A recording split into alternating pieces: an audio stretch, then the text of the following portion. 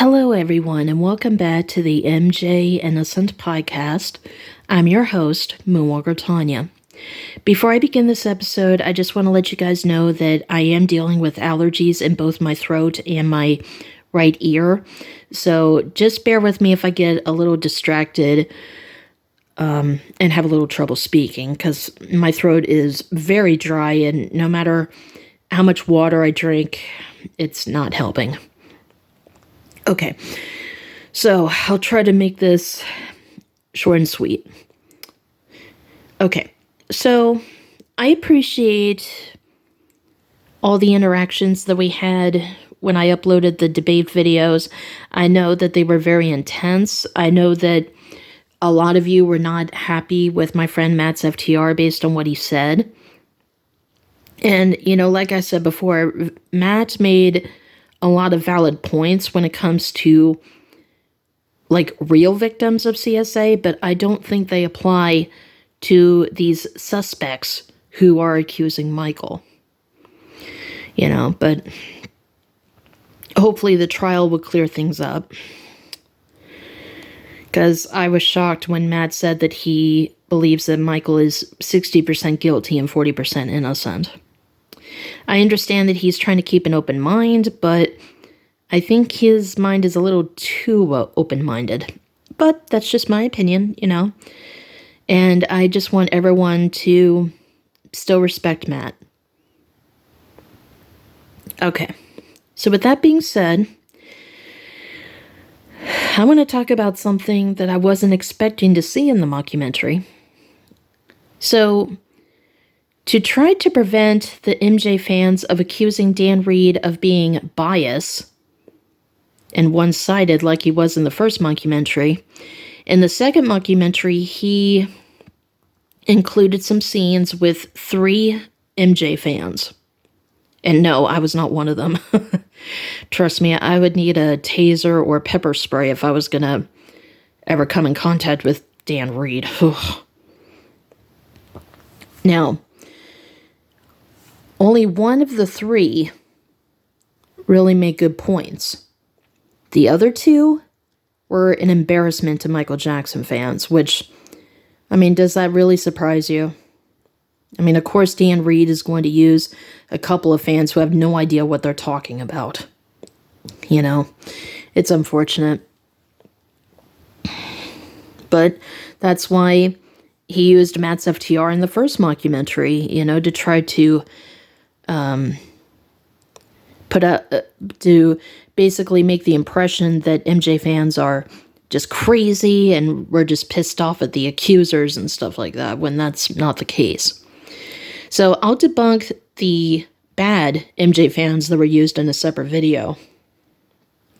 But the good MJ fan who was in the mockumentary, which I did not expect, was Andy Signore from Popcorn Planet. And so what happened was, now Andy made a video about this. I think it was, let's see. I think Andy uploaded it the same day the mockumentary premiered, but I didn't see it until the next day. But when I was watching the mockumentary with Matt, Julian, Johnny, Abby, and Jake on Matt's live stream,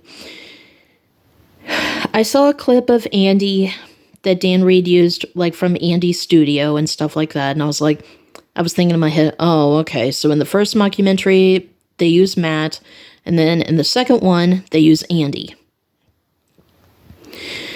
Well, and just keep in mind that I am visually impaired, so I wasn't expecting this. I thought Dan Reed was just going to use, the clip from Andy's channel. But then, on the LN set, in a different lighting, Andy was actually in the mockumentary, and at first I didn't recognize him because, like I said, the lighting was different, and also I deal with blurry vision a lot. But then I was listening to the voice, and that's how I knew it was Andy. And I was thinking in my head, Andy? You're in the mockumentary? And all I can say is Andy You are a really brave man, let me tell you, because he actually met Dan Reed. Now, we're going to react to part of Andy's episode where he talks about this because I'm actually glad that Andy did this, but like I said, Andy, you are brave because I would not feel safe as a woman approaching Dan Reed. So, and I'm pretty sure I have really good reason for that. So, let's react to part of Andy's video, and yeah, let's do it. Welcome to Popcorn Planet. I am Andy Signore, and I guess the cat's out of the bag. Yep, I met with Dan Reed, and I was interviewed for Leaving Neverland 2. Now, look, I'm not here to promote the film. In fact, I didn't really want to talk about the film, but I feel like I need to react and respond, and I hope by doing this, I am not in any way promoting or encouraging you guys to go and watch this sequel. I don't support this sequel.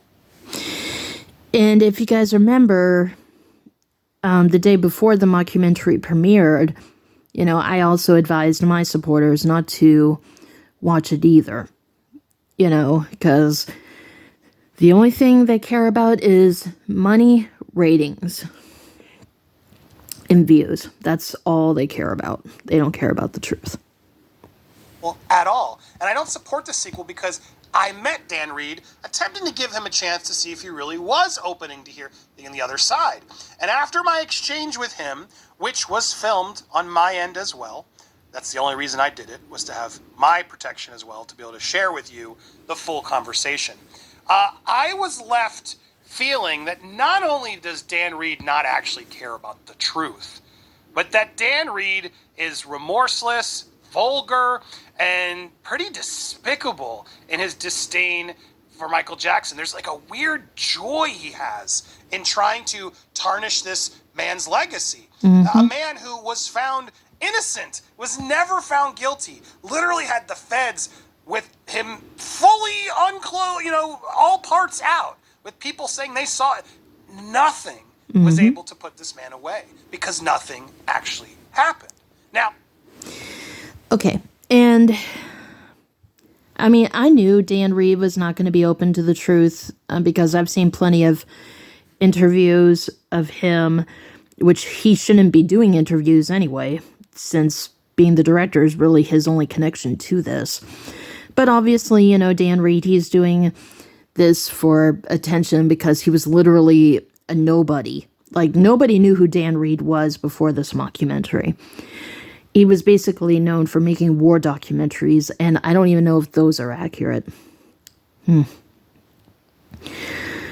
But, yeah. I mean, at least Andy was willing to give Dan Reed a chance, but, yeah. Not open at all. I know. I'm not going to deny that Michael Jackson was a little strange at times. He did some things that probably I wouldn't have done. But does that mean he crossed the line and was a criminal? No. No.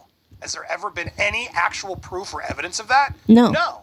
Just two guys who've now come forward, thanks to Dan Reed, who Dan Reed is so in with that if these two guys were truly debunked, which they have been, but if they were truly debunked, this man's credibility would be gone because he has believed them so hard that he's become one of the victims. It's like a trio. There are literal boy band photos of the three of these guys out there promoting this movie. So look, the reason I'm bringing this up, I really didn't want to make this video because I know Dan's baiting me. He released a clip. To sort of put it out there that I know is him baiting me to talk about it so you guys go and see it. I want to be extra clear. I am not promoting this film. Yeah, and that's, I'm not trying to promote it either. Like, debunking it is what I like to do. And, I mean, it's a shame that Dan Reed is not open to the truth, but I think it's just because it doesn't fit the narrative, And Andy, he's a really nice guy. I've had the opportunity to speak to him. He was live on Instagram once, and I was able to join. And I'll never forget how great it was. When I joined, he was like, "Hey, Moonwalker, how you doing?" And I was like, "Hi, Andy. I'm Moonwalker Tanya. I'm the host of the MJ Innocent podcast on YouTube." And he was like, "Oh yeah, I've been wanting to talk to you. How you doing?" And we had a great conversation, and he wanted me to help him cover the trial next year, and I told him I would be honored to do it. And also, you guys might remember that Andy had eye surgery, I think it was either last year or the year before. And I messaged him privately on Twitter, and we talked about what he's going through after he had the surgery. And I also opened up about my vision disability. So he's a really nice guy. I am not supporting you give him the views. I asked for it a cut so I could attempt to maybe watch it in advance to see. He's refused. He hasn't sent it to me. He's now gone MIA. I could not get an early copy of this. I do not encourage you see this. And the reason being is because it's just exactly the reviews are in. It is exactly the same. It tells us nothing new about the allegations against Michael. This is just a blatant cash grab. Yeah, I mean, to be honest, the only thing that was in the mockumentary that was new was there was some clips from the courtroom, but it wasn't the entire mockumentary though. Most of the mockumentary was recaps from the first mockumentary, and since they didn't have a lot to talk about when it came to the past 5 years, of course, Dan Reed had to bring up Jordan Chandler, Gavin Arvizo, Corey Feldman. I think he even included a clip of Tito in the mockumentary, which, damn, I'm pretty sure that pissed off the Jackson family. Yeah. He's not here anymore. Again, questions remain, but this update has no answers. All the reviews that are coming in about this call it the nothing burger that it is. Mm-hmm. Now, look, the other fact check about this and why you shouldn't even watch it, the streamers didn't even want it. We're in an age where they want all controversy, all true crime, all sorts of salacious crap. And HBO and others backed out and refused to carry this sequel. Why? Because it's so problematic. I mean, HBO is stuck in its own legal battle because of previous contracts they had, disparaging Michael Jackson, which they did. But I think other outlets are realizing, yeah, this isn't as vetted as it should be. This is a... Well, and also HBO lost the arbitration, so they would be stupid to try to air this one too. And also, I mean, this is just a guess on my part, because I know some platforms don't care how the fans feel, but I mean, HBO received a lot of backlash from the first mockumentary, so hopefully platforms have learned from that. This is a hit piece, is what it is. It's an absolute hit piece. HBO's done a lot of them. This one's the cherry on top. Leaving Neverland is so problematic. Mm-hmm. There are so many inconsistencies with stories from these two guys. There's literally one of them was on the stand, court of law. Michael never did anything to me. He was a star witness. The other one literally says the actions happened in a location that wasn't even built yet. Mm-hmm. I'm telling you guys, I'm not just saying this as some fan of Michael.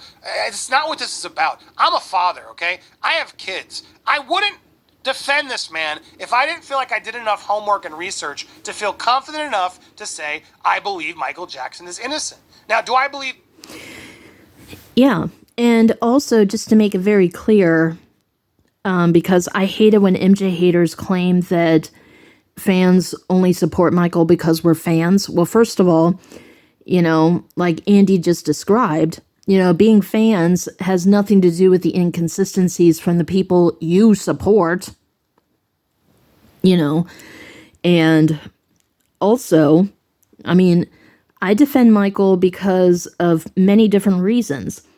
Number one, yes, I've been a fan for over 30 years, but that's not part of the reason, though. Yes, I am a fan. I've done 7 years of research. I wanted to be a defense attorney. And also, I want people to understand the truth. because the media and tabloids are not going to tell you. And also, I've made a video about this. I am a real survivor of sexual abuse. When I was in high school, I was sexually assaulted. To give a better description of that, I was not raped, but I was dry humped in front of a lot of classmates. And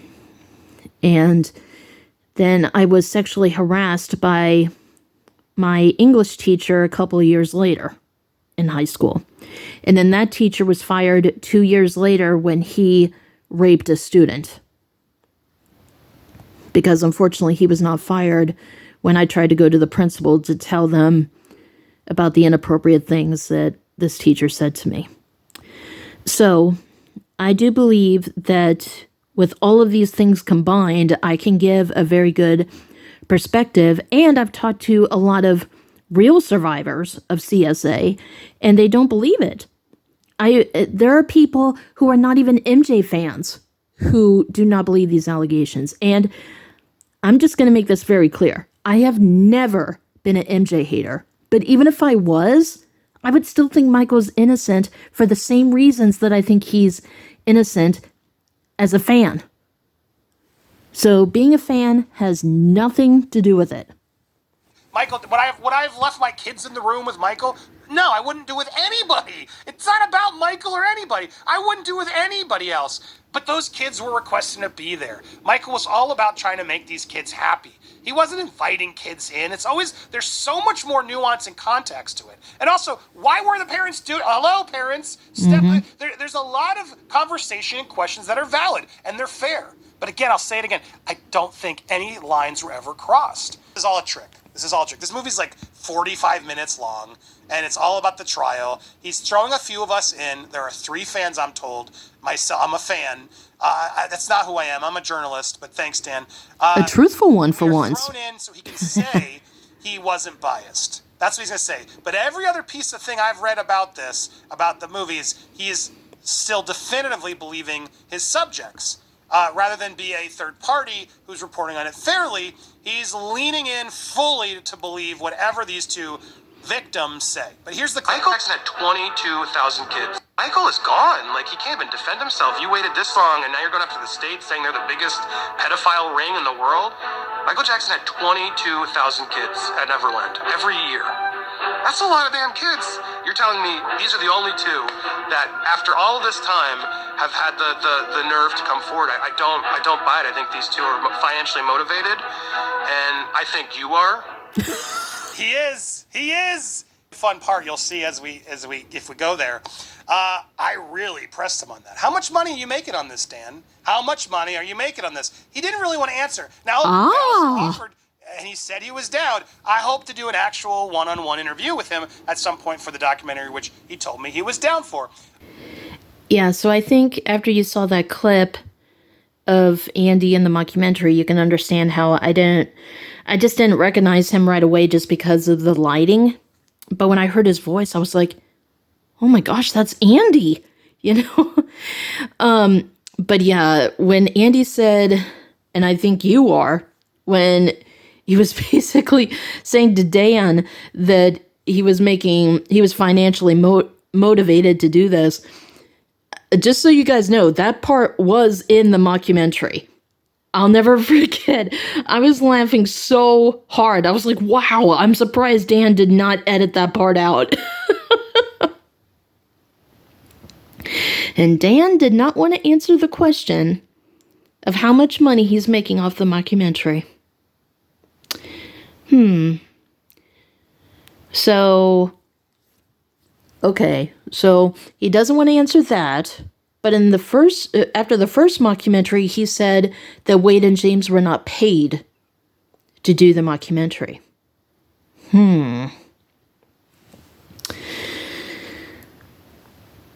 Yeah.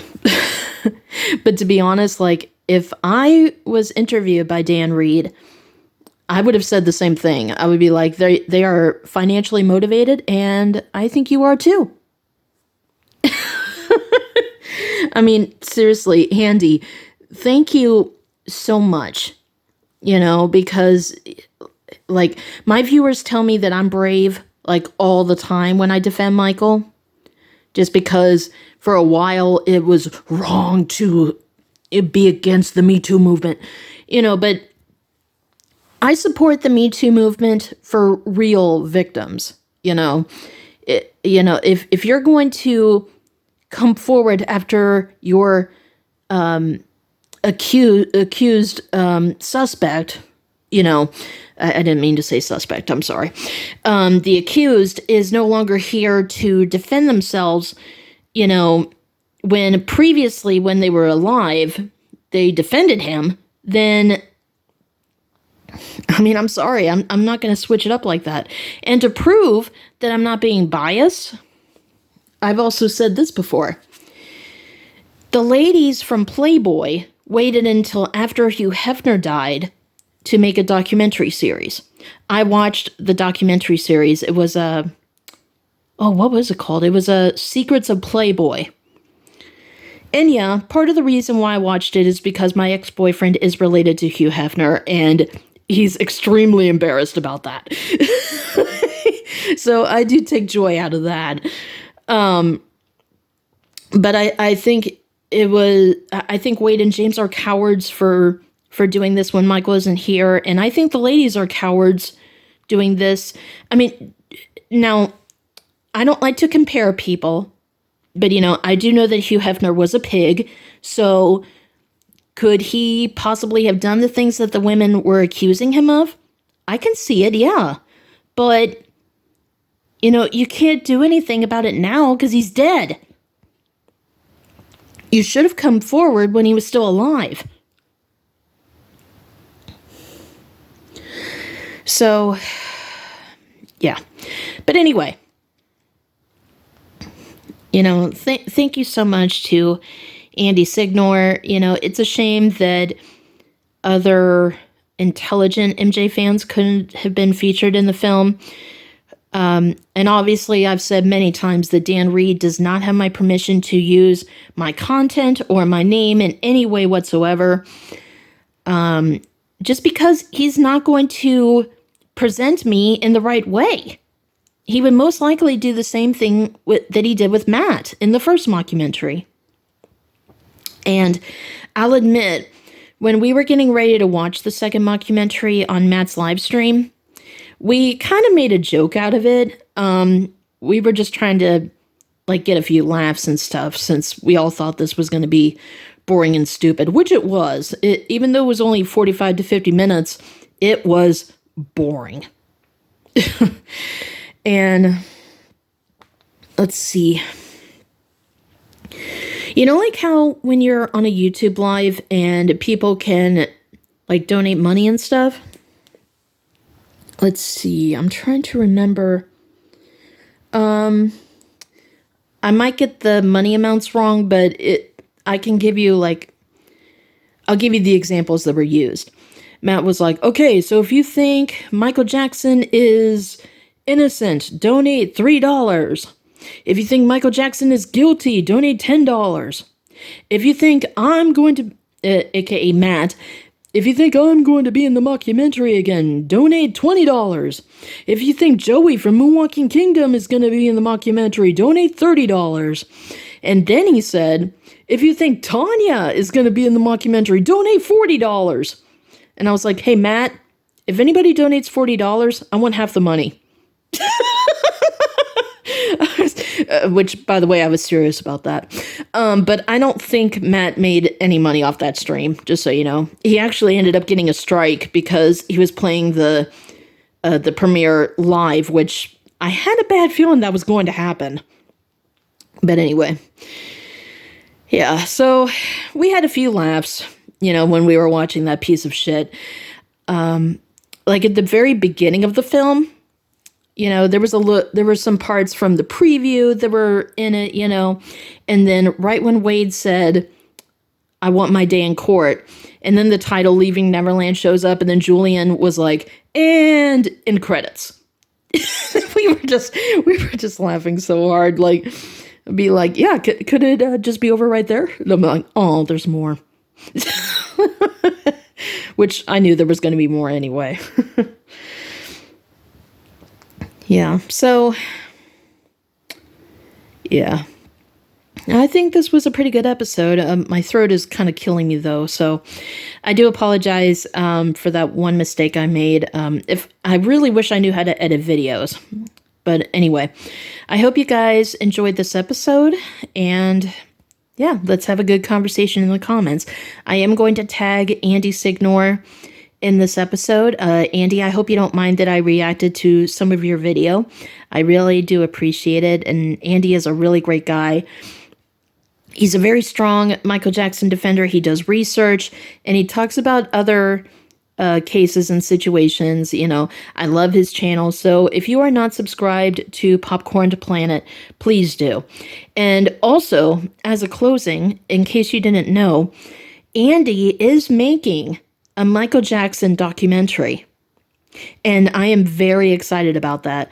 And I know there's other documentary series that we've been waiting for. It was, let's see, there's one called Trial by Media. We still don't have that one yet. Todd Jackson was working on a documentary series. We're still waiting on that, you know, but at least they'll be done right, you know.